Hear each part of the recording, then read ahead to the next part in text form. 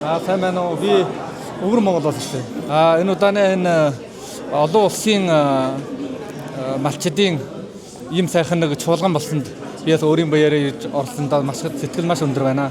Маш олон юм сурлаа бас манай Монгол улсын ерөнхийлөгчөөс бас манай хурал сайхан яраа илтгэл хийлээ.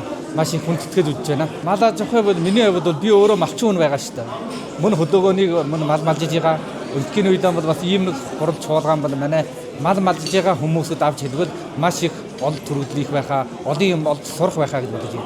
Бараг 10 жилээс эхлээд бол бараг Өвөр Монголд бол нүүдлэн мал аж ахуй гэсэн юм бол бараг үнэндээ байхгүй болчихсон шүү дээ.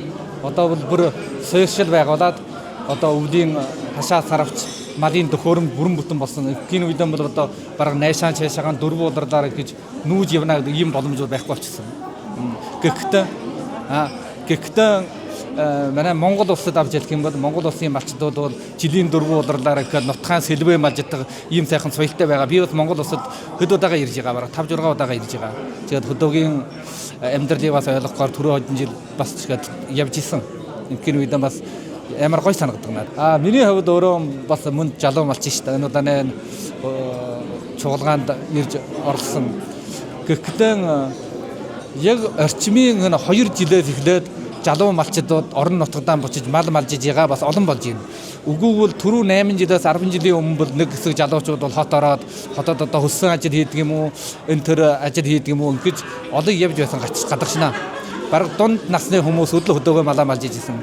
Гэвч орчмын 2 жилийн дотор бол бас энэ аж ахуйн шалтгаанаас болж уу, бусад шалтгаанаас болж уу бас хөдөө орон нутгадаа очоод ингээд мал малж байгаа залуу нэг үеийн залуучууд олон байгаа. Өвөр монголчууд ч юм бол нутгааныг хувь хувьд нь шигээ даачиж хаваагаад ингээд бүр шөрөг доторсон байгаа шүү дээ. Ингийн үед мал гэдэг юм чинь бол тэр шөргөн дотроос нэг ерөн цаашаага явахгүй жилийн 4 улирал дотор тэр шөргөн дотроо ингээд эргэлдээд байдаг. Гэвч ар Монголын малууд бол тийм биш.